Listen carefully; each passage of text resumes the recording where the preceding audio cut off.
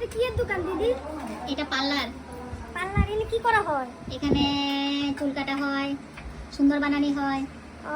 আমরা তো অনেক সুন্দর বানাই। করা হয়। দুর্গাপূজা আইছে, সবাই দেখি সুন্দর সুন্দর সাজা সাজা যায়। আমরা হ্যাঁ, সুন্দর বানাই দাও না? আমরা সুন্দর বানানি লিগা বসি তো আমরা সুন্দরই বানামু। তো বউ তুমি এখন তো ক্লায়েন্ট আছে অল্প বউ। আরে আরে তুমি কই বইতাছো?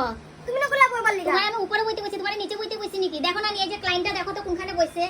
দিদি আপনি কি আপনি সুন্দরী তাইছো? হ্যাঁ, তুমি দেখা বুঝতাছো না নাকি? তুমি ওইখানে বসে না মানে আমি এসব কোনোদিন করছি না তো তার লিগা। ঠিক আছে আমরা শিখাই দিব বউ। নতুন আইছে দোকানটা। তোমার কি কি সার্ভিস নিবা তুমি ওইটা কও। সার্ভিস মানে কি? সার্ভিস মানে তুমি কি কি কাজ করাইবা?